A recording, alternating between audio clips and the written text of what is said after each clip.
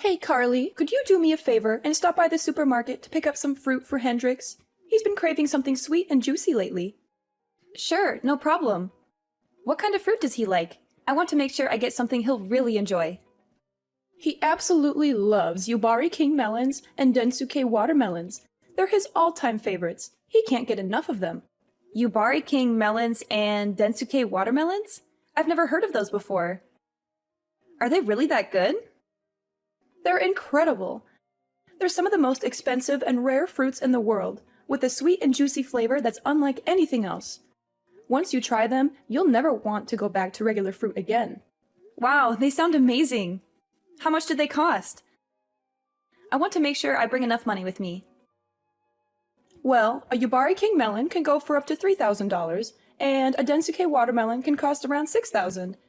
They're definitely not cheap, but they're worth every penny. What? $3,000 for a melon and $6,000 for a watermelon? Are you serious? That's insane! No, I'm just joking. I wanted to see your reaction. You're so adorable when you're surprised and shocked. Oh, thank goodness. You had me worried there for a moment. I thought you were being serious and actually expected me to spend that much money on fruit. Well, I was kind of serious. I mean, I would love to buy those fruits for Hendrix if I could afford them. He deserves the best of everything. Anyways, I can't thank you enough for all the help you've given us lately. You're a godsend. I really appreciate you bringing those clothes to the hospital for Hendrix yesterday.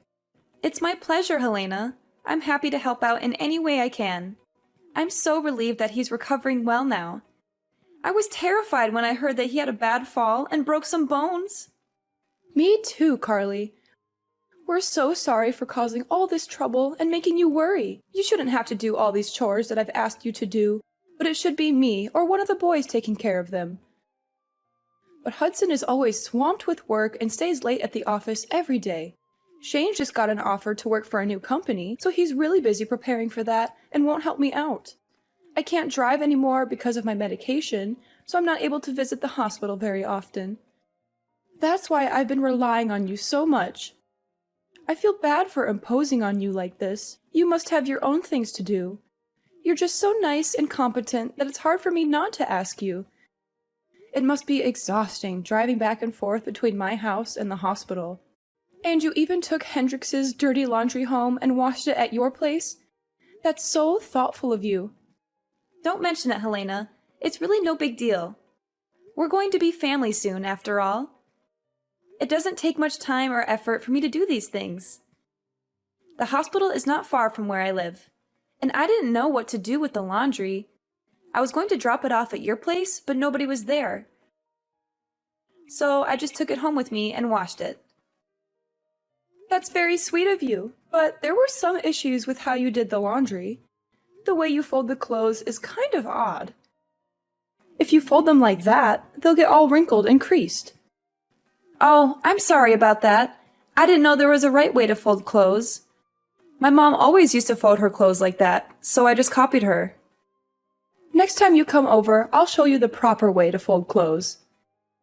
Actually, I can teach you a lot of things that will help you be a better housewife. You'll be spending a lot of time at my place in the next few months, right? It's a great chance for you to learn. Thank you, Helena. I'll try to learn as much as I can from you. I'll swing by your place next time I have some free time after work. Carly, where are you right now? Are you still with Hendrix at the hospital? I left the hospital a while ago and went back to work. I had a lot of things to finish today, so I couldn't stay there for long. That's unfortunate. I was hoping you could do me another favor. I checked my fridge and it was almost empty. It's hard for me to go shopping, so I wanted you to get some groceries for us. You need me to get groceries for you? Yes, please. We need bread, eggs, milk, vegetables, and some meat. Can't you go to the store yourself? There are some nearby your place, right? It's only a short walk. Those stores are too pricey. I always go to the cheaper one. If I shopped at those stores, we'd go broke in a few months. You should learn how to save money too. It's an important skill for an adult. I see. I didn't think about that. It's okay. So, can you please go to the store and get what we need? I'm sorry, but I don't think I can do that today. I'm swamped with work, and the stores will be closed by the time I'm done. Can you go to the store near your place just for today? You don't have to get everything at once. Just get what you need right now, and I'll get the rest when I have a day off. I can't carry heavy bags all the way home. I'll hurt myself if I try that. Then maybe you can ask Hudson or Shane to drive you. How many times do I have to tell you? Hudson is working late and Shane is studying for his new job. Shane got hired by a prestigious software company. He has a lot of preparation to do. Do you really want me to bother him just for groceries? Are you sure he's that busy? I thought I saw him hanging out with his friends the other day. Anyway, I'm busy with work too, just like them. Don't compare your work with theirs. It's obvious that their jobs are more important than yours. Just go and get the groceries for me already. Stop making excuses. Fine, fine. I'll try to make some time. I'll come by later to drop off the groceries. Carly, I hate to ask you this, but can you make dinner for us too when you come over? You need me to cook for you too? But I cooked for you yesterday and made enough food for a week. Why do you need me to cook again so soon? Well, there was a problem with the food you made. Shane said he didn't like how it tasted, so I threw it all away. You did what? You threw it all away? Do you know how long it took me to make that? He said it was not his taste, and I kind of agreed with him. The seasoning was off. Can you come over today and make something else for us? Something better. Are you kidding me? You threw out all the food I made yesterday. That's so rude, Helena. You asked me to make enough food for a week, and you just wasted it all because Shane didn't like it? That's not a good reason to throw it away. That's just wrong. Are you blaming me for this? Watch your tone, Carly. Don't be so arrogant. You're trying to cover up your mistakes by blaming me? You should have cooked something edible in the first place. You could have added some seasoning or changed it into another dish. Or you could have eaten it yourself if Shane didn't want it. There were other ways to deal with it. You didn't have to waste it all. How dare you talk back to me like that? Please, be more respectful. I never treated my mother-in-law like this. Maybe you should quit your job if it's making you this stressed out. Look, I'm sorry if I offended you. You can pay me back later when things are better for you. I'll come over tonight and cook something else for you guys. By the way, can you pay me back for the groceries yesterday? How do you want to do that? You're asking me for money, even though you made inedible food? That's very bold of you. I would never ask for money in this situation. You also owe me money for all the other times I got groceries for you. I'd like you to pay me back as soon as possible. It's hard to keep track of it all. How am I supposed to pay you back? I told you I can't drive. I can't even go to the bank. Don't you have any sympathy for me? We're having a hard time with Hendrix in the hospital. Don't you care about that? Of course I care, but you still owe me money. I can't believe you're demanding money from me. You should be more careful with how you talk to me. I hope you're not cooking like that at home. I'm worried about Hudson's health. I hope you can learn how to cook better. I don't want my future grandchildren eating the food you made for us. Okay, I won't argue with you. I'll come over later and cook something else for you guys. See you later. Carly, have you cleaned the house yet? What's taking you so long? The whole place is dusty and it's making me cough. I cleaned your house this morning. I used the vacuum cleaner in every room, so there shouldn't be much dust left. Is that all you did? Vacuuming? That's unbelievable. You didn't wipe any of the surfaces? You're so lazy. You don't know how to clean at all. Do you clean like this at your own place too? I hope not. I don't want Hudson to get sick because of your poor hygiene. You do realize that I went out of my way to clean your place before work today? I only had half an hour, so I couldn't do a thorough job. I only agreed to clean because you said you hurt your back and needed my help. If you're going to complain about my cleaning, then ask one of your sons to do it instead. I can't come over every morning to clean your place before work. I'm overworked as it is. I have to do the chores at my place too, you know? How can you talk to me like that? Don't you want to help us at all? We're going to be family soon. I don't think I said anything wrong. I have to get back to work now, so I won't check my phone for a while. Bye. There's something I need to tell you. What is it now? I already delivered Hendrix's clothes at the hospital yesterday. Do you need me to go shopping or do some more chores for you? I'm still working, so can you wait a bit? You're using your work as an excuse again. You need to put my needs first. I'm very disappointed in you. I guess we made the right decision. What decision are you referring to? Our family had a meeting and decided that you are not suitable to marry Hudson. We want you to break up with him and end the engagement. Is this for real? Yes, we were all disappointed with you. At first, I thought you were great, but then I realized that you can't even do basic household chores. You always use your job as an excuse and put it before your family. You should focus on improving your domestic skills and taking care of your loved ones. You were also very selfish and never showed gratitude for the chances I gave you. I can't let my son marry someone like you. I'm sorry. I still haven't managed to process everything that you just said to me. I even offered to teach you how to do the housework. But you kept declining my offer every single time. You kept telling me that you had to go back to work using the same excuses and going to keep working. I've given up on you completely now. I've decided to let Hudson find a new woman to get married to. You're pretty old now anyway. And not even that good looking. Even if he did marry you, I wouldn't be sure if I'd ever be able to see my grandchildren. That's ridiculous. So everyone in your family, including Hudson, agrees to end our engagement. Yes, everyone agrees. Hudson always listens to me and is a good son. I told him that you wouldn't make a good wife and he agreed. What a relationship you have. Just remember that you and Hudson are no longer engaged. I don't want someone like you to be the mother of my future grandchildren. He will find someone younger and more beautiful to marry, who will be nicer and show me more respect. That's fine with me.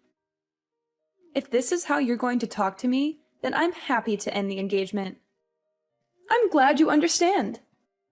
By the way, Shane will no longer have a job at the software company next year. I hope he finds another job soon. What are you talking about? That has nothing to do with this. It does. If Hudson and I are ending our engagement, then I'm withdrawing Shane's job offer.